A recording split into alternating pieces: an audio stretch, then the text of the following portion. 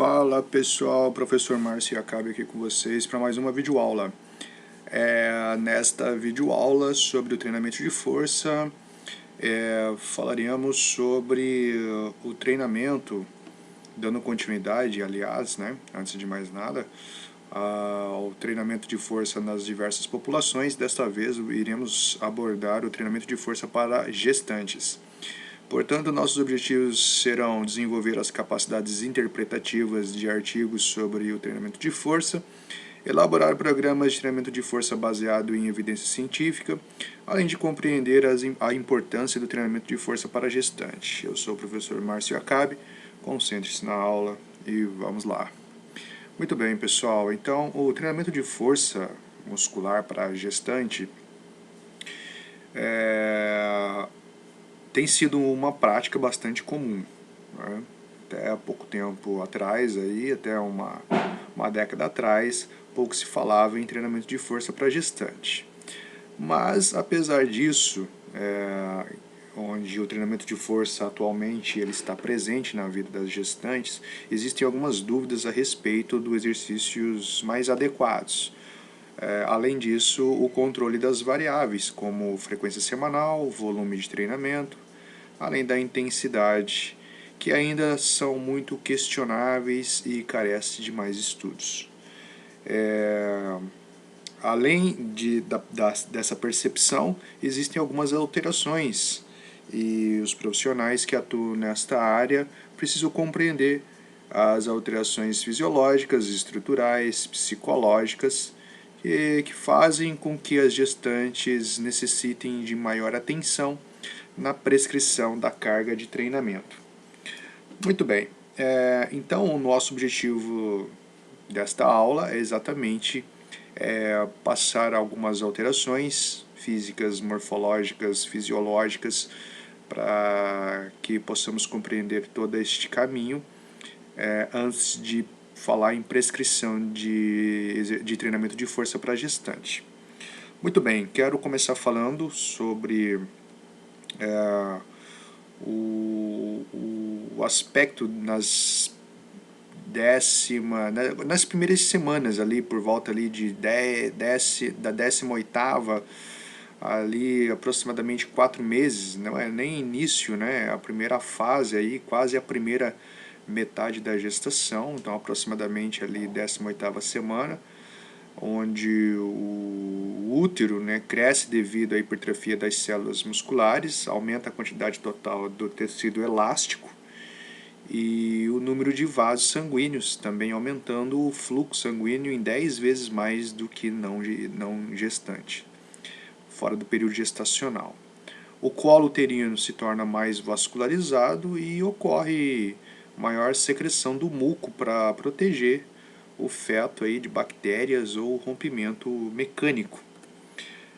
Durante a gestação pode haver um período aí de comprometimento do fluxo sanguíneo renal, além do retorno venoso. Esse aspecto da posição supinada ocorre porque a veia cava está comprimido pelo útero, mesmo o fluxo sanguíneo da mulher não grávida sendo máxima nesta posição. Então, tanto para mulheres grávidas e não grávidas, essa condição ela é existente. Obviamente que na grávida poderia haver intercorrências aí devido a esta situação. Ocorre então o aumento da função renal, havendo assim um aumento do volume urinário. Por isso que gestante aí tem essa necessidade de ir ao banheiro constantemente. O volume sanguíneo também chega a 30% acima do normal. Este aumento é causado por alterações hormonais, principalmente, que faz com que haja maior retenção de líquido pelos rins. O número de eritrócitos aumenta durante a gravidez e esse número é bastante intenso, que o da volemia, o que leva a uma diminuição da concentração de hemoglobinas, também chamado de hemodiluição. O débito cardíaco produto da frequência e do volume de injeção do sangue durante a gravidez. Ele aumenta de 30% a 40% acima do normal, ali por volta da 27ª semana da gravidez. A frequência cardíaca de repouso aumenta progressivamente ao longo da gravidez, alcançando aí os maiores valores. Pode aumentar aí de 10 a 20 batimentos por minuto. Isso acontece aí mais na etapa final, ali por volta da 28ª até a 32ª semana. O aumento da frequência cardíaca no volume e no débito cardíaco e uma diminuição da resistência vascular sistêmica promove uma queda na pressão arterial. Esses são os fatores aí agregados que acabam fazendo com que a pressão tenha aí uma menor pressão arterial, né? Média. Isso acontece no primeiro trimestre, sendo menor no meio da gestação e voltando aos valores normais aí no final da gestação. Essas informações elas precisam ser passadas porque quando você é profissional da prescrição de exercício, vai preconizar o treinamento de força, treinamento resistido, ou popularmente conhecido como musculação. Essas informações elas são importantes porque pode haver aí intercorrências durante o treinamento e isso não coloca só em risco a vida da gestante, assim como também do bebê.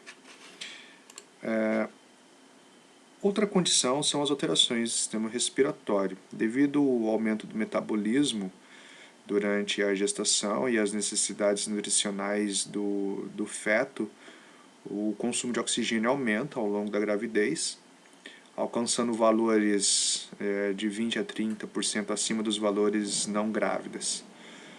O sistema respiratório sofre modificações anatômicas e funcionais provocadas pelas alterações hormonais.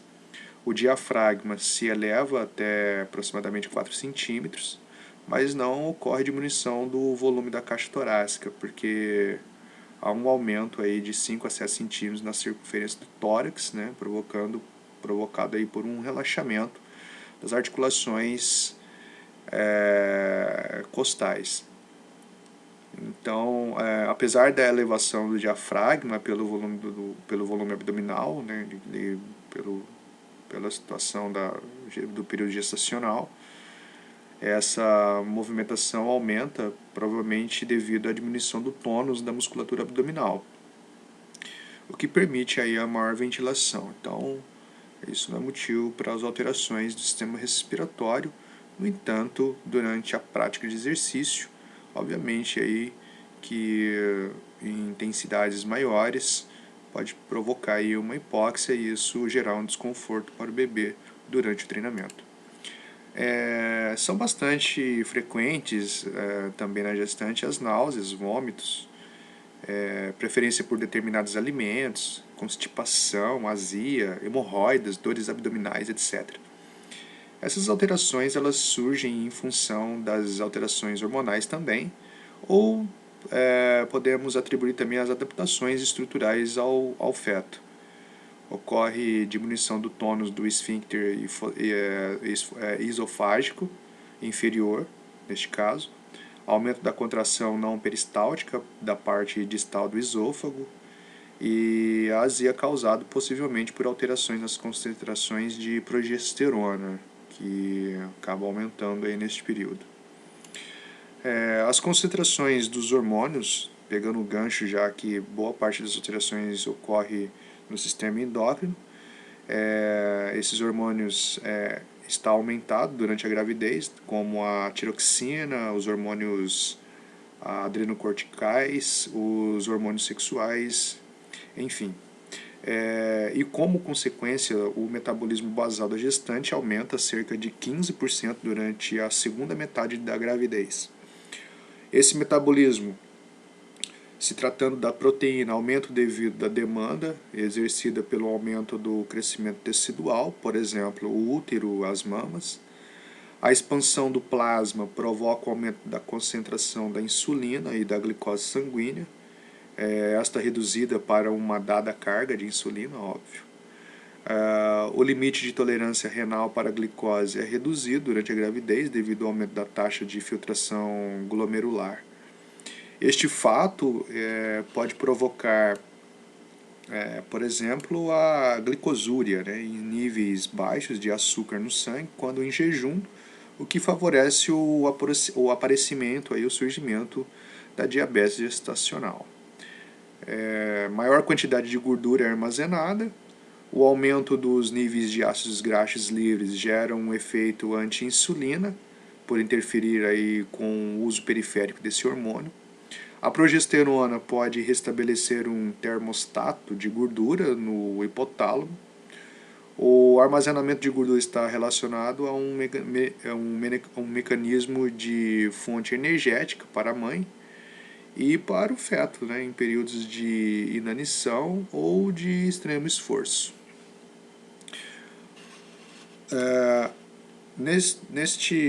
Nesta imagem nós temos aí alguns hormônios, algumas funções desses hormônios, né? E no período gestacional, essas mudanças significativas do sistema endócrino são provocadas durante a gravidez, sendo estas provocadas tanto pelo ovário e unidades feto-placentária, quanto por glândulas endócrinas maternas.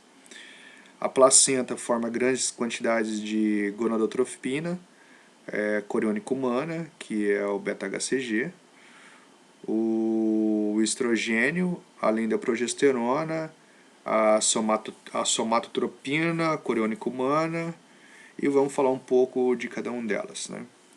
A gonadotropina coriônica humana impede que o endométrio, que normalmente se destaca na parede uterina, né, 14 dias após a ovulação, e provoca a menstruação, seja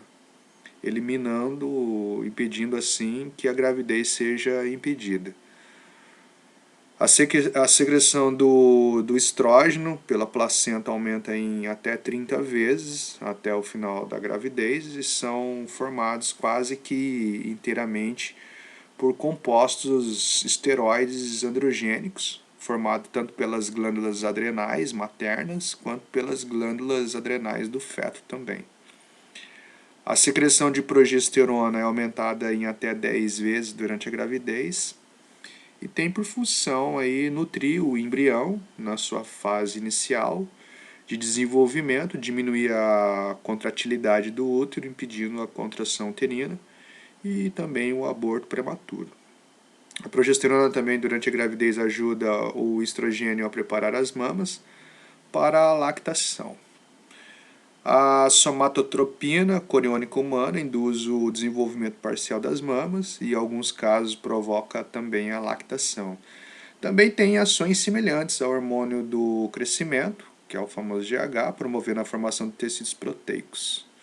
Outra ação importante da somatotropina coriônica está associada à indução da sensibilidade à insulina e à utilização da glicose materna para proporcionar aí fontes de energia para o crescimento do feto. Mesmo a gravidez estando associada às profundas alterações fisiológicas, há poucas evidências que impossibilitem as gestantes saudáveis de seguir as mesmas recomendações anteriormente citadas. Entretanto, alguns cuidados podem prevenir o surgimento de alguns problemas associados durante a atividade física para a gestante em virtude das alterações anatômicas e principalmente das alterações fisiológicas.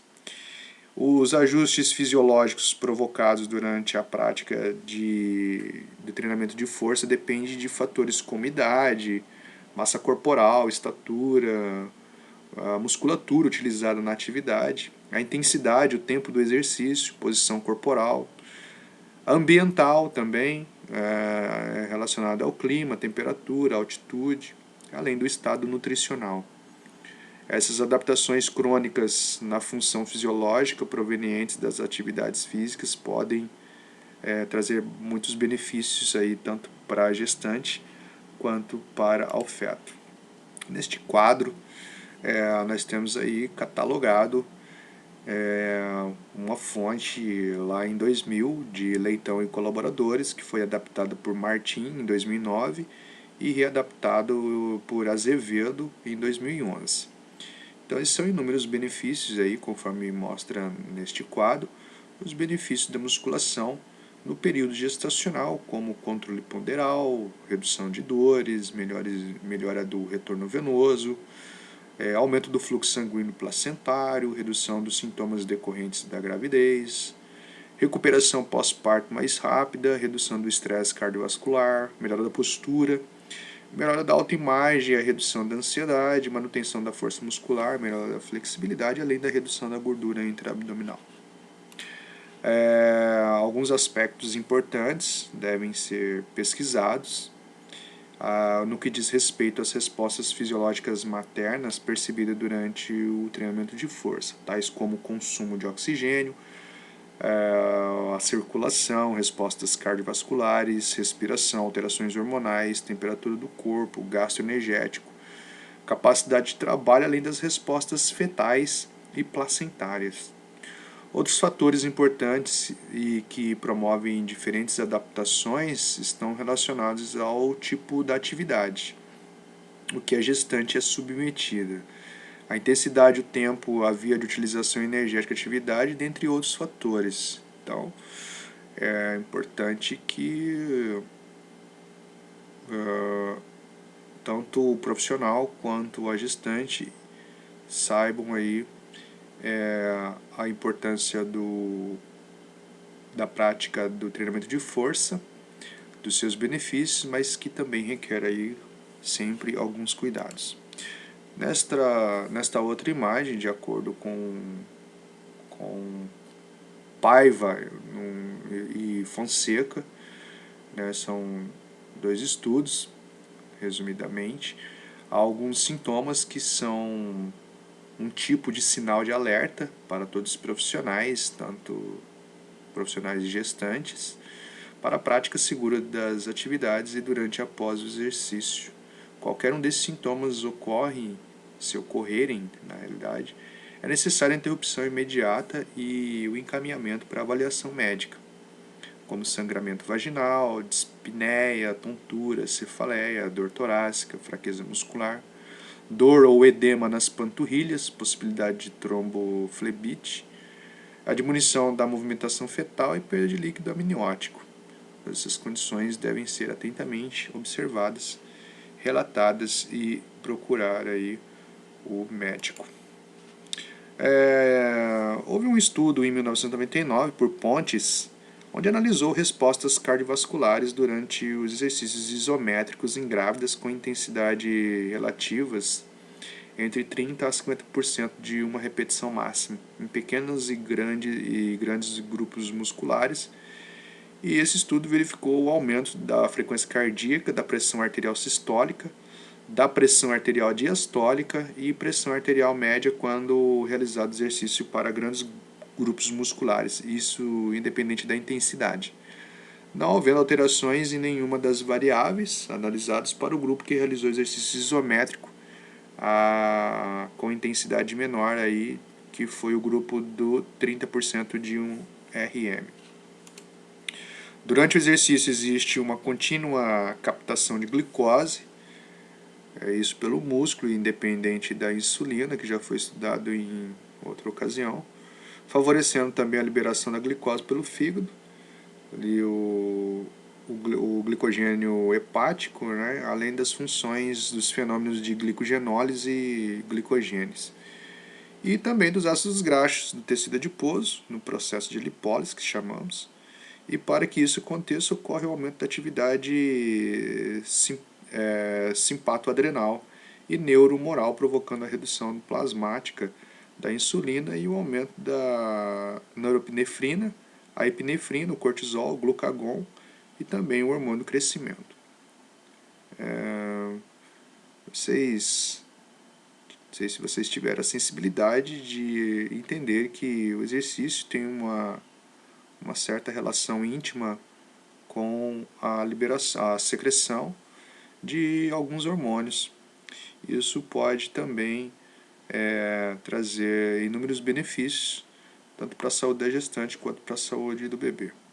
As alterações agudas provocadas por esses exercícios, nesse caso nós estamos falando de treinamento de força, o tipo da intensidade e a duração da atividade, assim como todo o estado nutricional e da condição física da gestante, sendo interessante ressaltar que essas alterações hormonais podem resultar de uma redução do volume plasmático provocado por um desvio de fluidos que acontece durante o exercício. Ao fazer o acompanhamento efetivo à gestante, é imprescindível que o profissional direcione sua atenção para a percepção das condições de estresse que o meio favorece. Assim, dessa forma, se torna necessária a cautela em relação aos esforços e bem-estar das mulheres grávidas durante o treinamento, impedindo assim que estas alcancem alguns limites que possam prejudicá-las, como a desidratação e o estresse ocasionado por temperaturas elevadas ou esforços excessíveis. A intensidade é uma variável que precisa de um cuidado maior. Isso se deve ao fato de que o treinamento de força com alta intensidade pode vir a acarretar potenciais riscos, onde se pode gerar um estado de hipóxia, que é a redução do oxigênio para o feto. Vale salientar também ainda o importante papel da mulher, né, em informar possíveis dores para que o profissional ofereça o devido cuidado e direcionamento. A desidratação, a hipoglicemia, a hipertermia é motivo de preocupação especial para o feto. Todo o exercício deve ser realizado em um estado em que a gestante esteja bem alimentada e também muito bem hidratada. Digamos que ainda há um certo receio por parte das gestantes e até mesmo de alguns profissionais que não estão familiarizados com a mudança física e emocional da mulher. Essa afirmativa é citada no estudo de Savak em 2018, um estudo recente, onde diz que um fator primordial para as mulheres terem relutância em exercício, principalmente treinamento de força durante a gravidez, é a falta de incentivo e encorajamento por parte de profissionais da saúde. Segundo um estudo de Firiel, em 2015, o exercício supervisionado moderado a vigoroso realizado 2 vezes por semana não afeta negativamente os resultados do parto, a dor ou a pressão arterial. E ainda relata que o treinamento resistido, ou seja, a musculação de intensidade mais alta, é apropriado como exercício pré-natal. No outro estudo de Berngegenst, esse estudo foi realizado em 2015, os autores também expõem que existe uma relação positiva, mas não linear, entre as respostas circulatórias, tais como a pressão arterial, a frequência cardíaca e também o controle glicêmico. Entretanto, é necessário que haja profissionais capacitados para lidar com inúmeras mudanças que as mulheres aí irão passar neste período gestacional, seja no perfil morfológico, psicológico e também no perfil social. Essa foi mais uma videoaula e até a próxima.